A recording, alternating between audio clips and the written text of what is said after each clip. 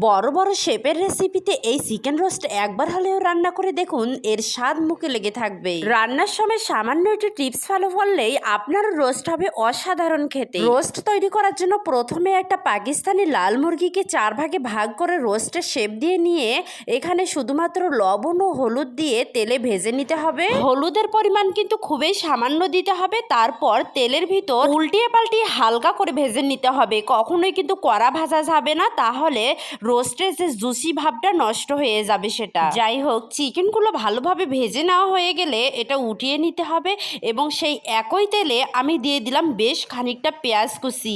পেঁয়াজ কুচিটা আমি বেশি করেই দিয়ে নিলাম, কারণ রোস্ট তৈরিতে পেঁয়াজ বেরেস্তাটা বেশ কয়েক ধাপে লাগবে, সেজন্য আমি উঠিয়ে রাখবো। সেজন্য একবারে পেঁয়াজ বেরেস্তাটা করে নিচ্ছি। এই যে বেরেস্তা কালার হয়ে এসেছে, এখন আমি পুরো অর্ধেকটা পেঁয়াজ বেরেস্তা উঠিয়ে নিলাম।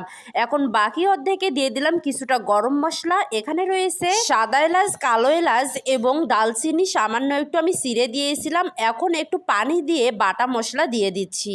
দিয়ে দিলাম আদা ও রসুন পেস্ট 1 চামচ করে, আরও দিয়ে দিলাম হাফ চামচ লাল মরিচের পেস্ট ও হাফ চামচ কাঁচামরিচ পেস্ট। এই লাল মরিচ ও কাঁচামরিচ একসঙ্গে দিলে এর টেস্টটা কিন্তু বেশি বেড়ে যায়, সেজন্য দুটোই ব্যবহার করার চেষ্টা করবেন। তারপর হাফ চামচ গুঁড়ো মশলা এবং দিয়ে দিলাম গরম মশলা পেস্ট হাফ চামচ পরিমাণ ও স্বাদ মতো লবণ দিয়ে ভালোভাবে মশলাটা আমি কষিয়ে নেব। এই যে আমি যে প্রথমে বেরেস্তা উঠিয়ে রেখেছিলাম সেখানে কয়েকটা কাজু বাদাম দিয়ে দিলাম। এই বেরেস্তার থেকে অর্ধেকটা বেরেস্তা এবং কাজু বাদাম আমি সুন্দর করে পেস্ট করে নেব। কাজু বাদামের সঙ্গে বেরেস্তা যদি পেস্ট করে এভাবে করে রোস্টের উপর দেওয়া যায় তাহলে এর টেস্ট কিন্তু অনেক গুণে বেড়ে যায়। যাই হোক, মশলাটা খুব ভালোভাবে কষিয়ে নেওয়া হয়ে গেলে চিকেন ভাজাগুলো আমি এভাবে করে মশলার উপর দিয়ে দিলাম এবং উল্টিয়ে পাল্টিয়ে চিকেনগুলো খুব ভালোভাবে মশলার সঙ্গে এভাবেই কষিয়ে নেব 2 থেকে 3 মিনিট। কাজু বাদাম ও বেরেস্তার পেস্ট ঠিক এই পর্যায়ে দিতে হবে, আর এই পর্যায়ে দিলেই কিন্তু এর স্বাদ অনেক গুণে বেড়ে যাবে। রোস্টের মাঝে শাহি শাহি ভাব নিয়ে আসে এই কাজু বাদামের পেস্টটা।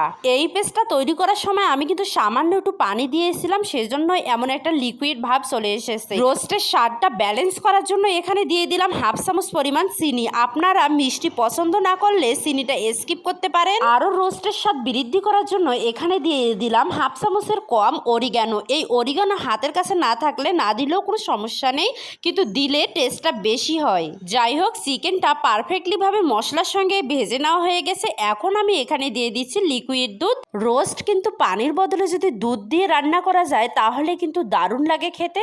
আরও স্বাদ বাড়ানোর জন্য আমি এখানে হাফ চামচ পরিমাণ দিয়ে দিলাম পাউডার দুধ। তারপর একটু ভালোভাবে নেড়ে এখন ঢাকনা দিয়ে ঢেকে রেখে দিব প্রায় 4 থেকে 5 মিনিট।